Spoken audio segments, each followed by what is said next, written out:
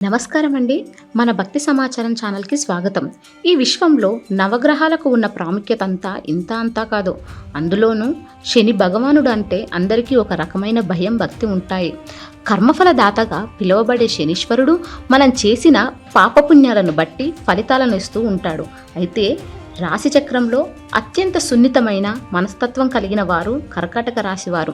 చంద్రుడు అధిపతిగా ఉన్న ఈ రాశి వారికి శని సంచారం ఎప్పుడూ ఒక ఆసక్తికరమైన మరియు ఉత్కంఠభరితమైన అంశమే.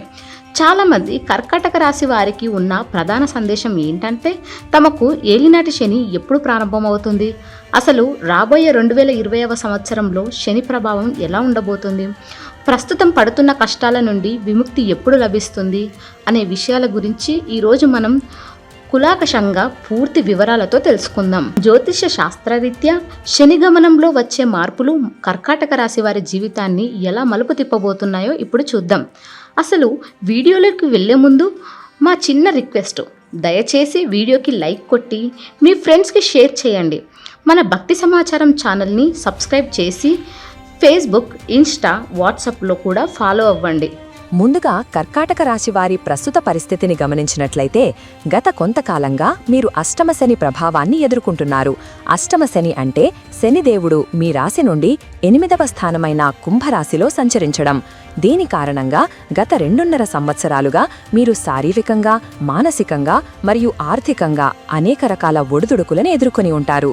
చేతికి వచ్చినట్టే వచ్చి అవకాశాలు చేజారిపోవడం, కుటుంబంలో కలహాలు, ఆరోగ్య సమస్యలు, అకారణ భయాలు మిమ్మల్ని వేధించి ఉండవచ్చు.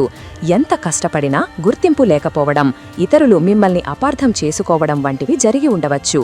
అయితే ఇప్పుడు చెప్పబోయే విషయం మీకు ఎంతో ఊరటను ఇస్తుంది. శని భగవానుడు త్వరలో తన స్థానాన్ని మార్చుకోబోతున్నాడు. కాలచక్ర గమనంలో శని మీనరాశిలోకి ప్రవేశించాడు. ఈ మార్పు కర్కాటక రాశివారికి ఒక అద్భుతమైన మలుపు అని చెప్పవచ్చు. మీనరాశి అనేది కర్కాటక రాశివారికి 9వ స్థానం, అంటే భాగ్యస్థానం. అష్టమ శని పీడ వదిలిపోయి భాగ్యస్థానంలోకి శని రావడం అనేది కర్కాటక రాశివారికి పట్టిందల్లా బంగారమే అని చెప్పక తప్పదు. ఇక మీరు అడిగిన 2026వ సంవత్సరం గురించి ప్రత్యేకంగా చెప్పుకోవాలంటే ఆ సంవత్సరం మొత్తం శనిదేవుడు మీనరాశిలోనే సంచరిస్తాడు. అంటే 2026వ సంవత్సరం కర్కాటక రాశివారికి స్వర్ణయుగం అని చెప్పవచ్చు. గతంలో నిలిచిపోయిన పనులు, ఆగిపోయిన నిర్మాణాలు, కోర్టు కేసులు, వివాదాల నుండి మీకు విముక్తి లభిస్తుంది. 2026లో శని ప్రభావం ఎలా ఉంటుందో మరింత లోతుగా విశ్లేషిస్తే 9వ స్థానంలో ఉన్న శని ఆధ్యాత్మిక చింతనను పెంచుతాడు. మీరు తీర్థయాత్రలు చేయడం, దైవ దర్శనాలు చేసుకోవడం జరుగుతుంది. ముఖ్యంగా తండ్రి వైపు బంధువుల నుండి లేదా తండ్రి నుండి మీకు ఆస్తి కలిసి రావడం లేదా వారి సహకారం లభించడం జరుగుతుంది. విదేశాలకు వెళ్లాలని ప్రయత్నించే వారికి 2026 చాలా అనుకూలమైన సమయం. ఉన్నత చదువుల కోసం లేదా ఉద్యోగం కోసం విదేశాలకు వెళ్లే ప్రయత్నాలు ఫలిస్తాయి.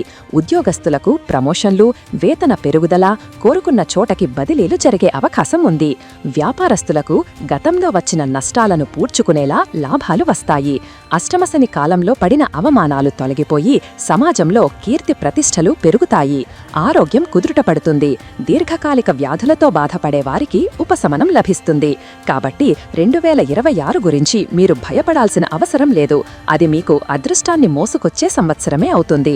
అయితే చాలా మందిలో ఉన్న మరొక పెద్ద సందేహం ఏంటంటే అసలు కర్కాటక రాశి వారికి ఏలినాటి శని ఎప్పుడు ప్రారంభమవుతుంది అనే ప్రశ్న. దీనికి జ్యోతిష శాస్త్ర ప్రకారం ఖచ్చితమైన సమాధానం ఇప్పుడు తెలుసుకుందాం. ఏలినాటి శని అంటే శని గ్రహం మన చంద్రరాశికి 12వ ఇంట, 1వ ఇంట జన్మరాశి మరియు 2వ ఇంట సంచరించే 7.5 సంవత్సరాల కాలాన్ని ఏలినాటి శని అంటారు. ప్రస్తుతం కర్కాటక రాశి వారికి శని 8వ ఇంట ఉన్నాడు. త్వరలో 9వ ఇంటికి వెళ్తాడు. అంటే ప్రస్తుతానికి మీకు ఏలినాటి శని లేదు. మరి ఎప్పుడు వస్తుంది అని లెక్కిస్తే శని ఒక్కో రాశిలో సుమారు 2.5 సంవత్సరాలు ఉంటాడు. ఇప్పుడు 2025 నుండి 2027 వరకు మీనరాశిలో 9వ ఇల్లు ఉంటాడు.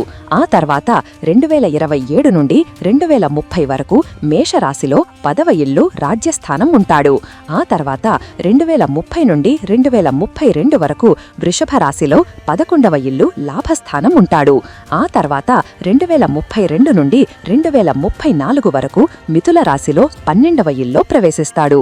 కాబట్టి కర్కాటక రాశివారికి ఏలినాటి శని ప్రారంభం అయ్యేది సుమారుగా 2034వ సంవత్సరం జూలై లేదా ఆగస్టు నెలలో అని చెప్పవచ్చు. అప్పటి వరకు కర్కాటక రాశివారికి ఏలినాటి శని భయం లేదు. 2034లో శని మిథున రాశిలోకి ప్రవేశించినప్పుడు అది కర్కాటక రాశివారికి 12వ ఇల్లు అవుతుంది. అప్పుడు ఏలినాటి శని మొదటి విడత ప్రారంభమవుతుంది. ఈ ఏలినాటి శని 3 దశల్లో ఉంటుంది. 2034 నుండి సుమారు 2041 లేదా 42 వరకు ఈ 7.5 సంవత్సరాల కాలం కొనసాగుతుంది. మొదటి దశలో అంటే 12వ ఇంట్లో శని ఉన్నప్పుడు విపరీతమైన ఖర్చులు, అనవసర ప్రయాణాలు, కాలికి సంబంధించిన నొప్పులు, నిద్రలేమి వంటి సమస్యలు కలుగుతాయి. ఆ తర్వాత శని కర్కాటక రాశిలోకి అంటే జన్మరాశిలోకి ప్రవేశించినప్పుడు 2వ దశ మొదలవుతుంది. దీనిని జన్మశని అంటారు.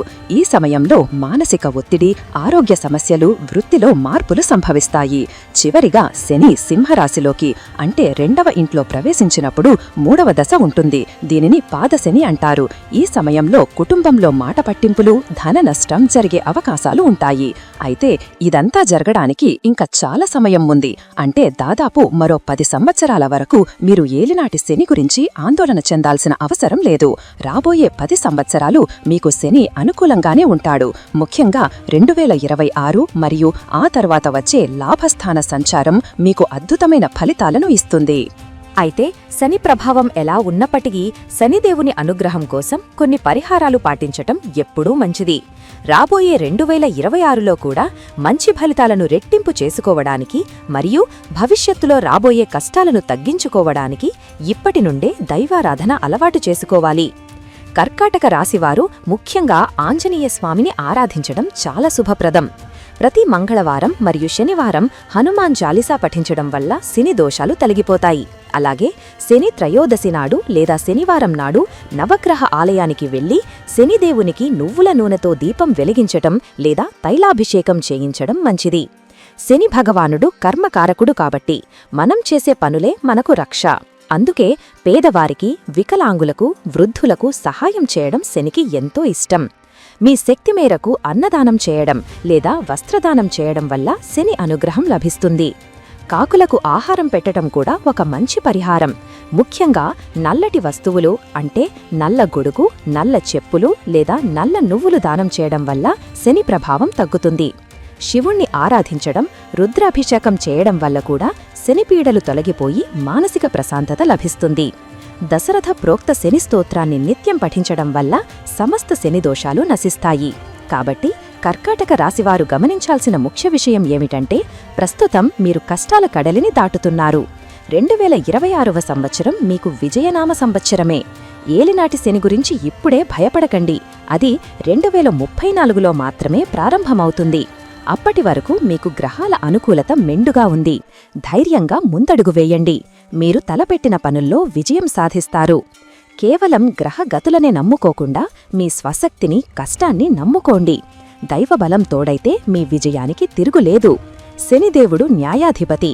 న్యాయంగా, ధర్మంగా జీవించేవారికి ఆయన ఎప్పుడూ మంచే చేస్తాడు. అనవసరమైన భయాలను వీడి భవిష్యత్తుపై ఆశతో, భక్తితో జీవించండి. అంతా మంచే జరుగుతుంది. సర్వేజన సుఖినో భవంతు. జై శ్రీరామ్. ఓం శం శనైశ్చరాయ నమః.